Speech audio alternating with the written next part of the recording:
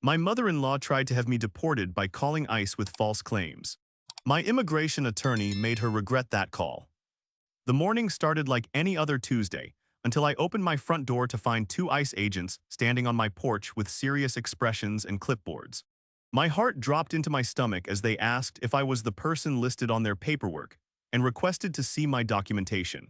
I invited them inside, my hands trembling as I retrieved my green card and work authorization documents from the safe where I kept all my important papers. The agents examined everything carefully, their faces showing confusion as they compared my legitimate documents to whatever information they had received in their complaint. What happened next changed everything I thought I knew about my relationship with my wife's family, and opened my eyes to just how far some people will go when they feel threatened. The lead agent explained that they had received a detailed report claiming I was living in the country illegally, working without proper authorization, and had entered through fraudulent means. Someone had provided them with my full name, address, workplace, and even details about my daily routine that only a person very close to me could have known. The specificity of the information made it clear this wasn't some random report from a concerned citizen, but a calculated attack from someone who knew me personally. After spending nearly 3 hours going through my documentation, interviewing me about my immigration history, and making several phone calls to verify my status, the agents finally seemed satisfied that the report was completely false. They apologized for the inconvenience and mentioned that filing false reports to immigration authorities was a serious federal crime that could result in significant penalties. Before leaving, they asked if I had any idea who might have made such a detailed false report against me, and that's when the pieces of this puzzle began falling into place. My wife had been at work during this entire ordeal, and when I called to tell her what happened, her immediate reaction was stunned silence followed by a string of words I had never heard her use before. She knew exactly who was behind this attack without me having to spell it out, and her anger was unlike anything I had ever witnessed.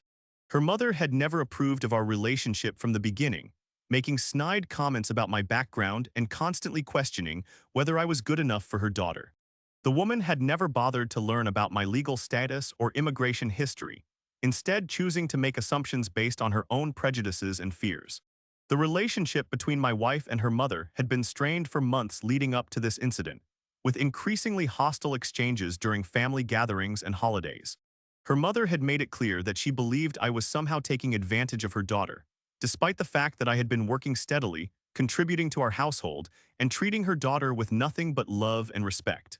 Every conversation seemed to circle back to her concerns about my intentions, my background, and whether I was truly committed to building a life in this country through legitimate means. What made this situation particularly painful was that I had actually tried to build a relationship with this woman over the years, bringing her flowers on holidays, helping with household repairs, and always being respectful and courteous during our interactions. I had shared stories about my family back home, explained my journey to this country, and even invited her to be part of important milestones in my life. None of these efforts seemed to matter to her, and she continued to view me as an outsider who didn't belong in her daughter's life. The false report to ICE was apparently her attempt to solve what she saw as the problem of my presence in her daughter's life. She had convinced herself that I must be hiding something illegal about my status, and when she couldn't find any evidence of wrongdoing, she decided to create her own narrative. The level of detail in her report suggested she had been monitoring my activities, documenting my work schedule, and gathering information about my daily life in preparation for this attack. My immigration attorney was absolutely furious when I explained what had happened and provided him with copies of all the documentation from the ICE visit. He immediately began researching the legal consequences of filing false reports to federal immigration authorities and discovered that this type of behavior fell under several serious federal statutes. The penalties for knowingly providing false information to federal agents could include substantial fines and even imprisonment, depending on the circumstances and the intent behind the false report. Within a week of the ICE visit, my attorney had filed a formal complaint with the federal prosecutor's office, providing detailed documentation of the false report and requesting a full investigation. He also sent a strongly worded letter to my mother-in-law, informing her that her actions constituted federal crimes and that we would be pursuing all available legal remedies. The letter outlined the specific laws she had violated and the potential consequences she now faced as a result of her decision to file false reports against me. The first sign that she was beginning to understand the seriousness of her situation came when she received a phone call from a federal investigator requesting an interview about her report to ICE. Apparently, the investigator had already spoken with the ICE agents who had visited me, reviewed my documentation, and determined that the report was completely fabricated. They were now treating this as a case of filing false reports to federal authorities, which carried serious criminal penalties under federal law. My wife decided to confront her mother directly about what she had done, and the conversation did not go well according to what she told me later. Her mother initially tried to deny making the report, then claimed she was only trying to protect her daughter from what she believed was a dangerous situation. When pressed for details about why she thought I was dangerous or illegal, she couldn't provide any specific examples or evidence, only vague concerns based on her own assumptions and prejudices. The federal investigation moved forward quickly, with investigators interviewing neighbors, reviewing phone records, and gathering evidence about the false report. They discovered that my mother-in-law had made multiple calls to ICE over several weeks, each time providing more elaborate details about my supposed illegal activities. She had even gone so far as to claim that I was involved in document fraud and was using false identification, allegations that were easily disproven by my legitimate documentation. As the investigation progressed, the federal prosecutor's office decided to move forward with formal charges against my mother-in-law for filing false reports to federal authorities. The charges carried potential penalties of up to 5 years in federal prison and substantial fines, depending on the severity of the case and her criminal history. My attorney explained that federal prosecutors took these cases very seriously because false reports wasted valuable resources and potentially put innocent people at risk. The arraignment was scheduled for a Thursday morning, and my wife struggled with whether to attend and support her mother or stay away to avoid the media attention. We decided together that she would attend, but would not provide any statements to the press or show public support for her mother's actions. The courtroom was mostly empty, except for a few reporters who had caught wind of the story and were interested in the unusual nature of the charges. Watching my mother-in-law stand before the federal judge and hear the charges read aloud was surreal and somewhat satisfying after months of her hostile behavior toward me. She pleaded not guilty initially, probably hoping that the charges would be dropped or reduced through plea negotiations. Her attorney requested time to review the evidence and discuss potential plea options with the prosecutor's office, indicating that they understood the strength of the case against her. The media coverage of the case was limited but consistent, with local news outlets reporting on the unusual story of a woman charged with filing false immigration reports against her own son-in-law. The coverage was generally factual and fair, focusing on the legal aspects of the case rather than sensationalizing the family drama. Several immigration advocacy groups reached out to express their support and offered to help with any ongoing legal expenses or challenges I might face. Over the following weeks, the evidence against my mother-in-law continued to mount as investigators uncovered more details about her campaign of false reports. They discovered that she had also contacted my employer trying to raise questions about my work authorization, though my company had properly verified my documentation and ignored her inquiries. She had even gone so far as to drive by our house regularly, apparently documenting my activities and schedule to include in her reports to ICE. The psychological impact of this entire situation was significant, not just for me but for my entire family. My wife felt betrayed by her mother's actions and struggled with guilt about the conflict between her loyalty to her family and her commitment to our marriage. She began experiencing anxiety attacks and had difficulty sleeping, constantly worrying about what other schemes her mother might be plotting against us. Our relationship actually grew stronger through this ordeal, but the stress took its toll on both of us. My own emotional response was complicated, ranging from anger and hurt to a strange sense of vindication as the legal system began holding my mother-in-law accountable for her actions. I had spent years trying to prove myself worthy of acceptance by this woman, and now I realized that no amount of effort or good behavior would have ever been enough. Her rejection of me was based on prejudice and fear, rather than any legitimate concerns about my character or intentions. The plea negotiations dragged on for several months, with my mother-in-law's attorney trying to negotiate a reduced sentence or alternative penalties. The federal prosecutor was initially reluctant to accept a plea deal, arguing that the case needed to send a strong message about the consequences of filing false reports to federal authorities. They pointed out that my mother-in-law's actions had wasted valuable government resources, and potentially put me at risk of detention or deportation based on completely fabricated allegations. During this period, my mother-in-law made several attempts to contact me directly, apparently hoping to convince me to ask the prosecutor to drop the charges or accept a lenient plea deal. I refused all contact with her and instructed my attorney to handle any communications through official legal channels. My wife also declined to serve as an intermediary, making it clear to her mother that she would need to face the consequences of her actions without expecting family support. The breakthrough in the case came when investigators uncovered evidence that my mother-in-law had been researching methods to have me deported for months before filing her false reports. They found internet search histories on her computer showing queries about immigration enforcement, deportation procedures, and how to report suspected illegal immigrants. This evidence demonstrated premeditation and malicious intent, strengthening the prosecutor's case significantly. Faced with this new evidence, my mother-in-law's attorney finally advised her to accept a plea deal rather than risk going to trial and potentially receiving a harsher sentence. The negotiated agreement included a guilty plea to filing false reports to federal authorities, 6 months of home detention, 3 years of probation, and a substantial fine. She was also required to write a formal apology letter, acknowledging the harm her actions had caused and agreeing to have no contact with me or my family without court permission. The sentencing hearing was emotional and tense, with my mother-in-law reading a prepared statement apologizing for her actions and claiming that she had acted out of misguided concern for her daughter's welfare. The judge was not particularly sympathetic to her explanation, noting that filing false reports to federal authorities was a serious crime that undermined the integrity of the immigration system.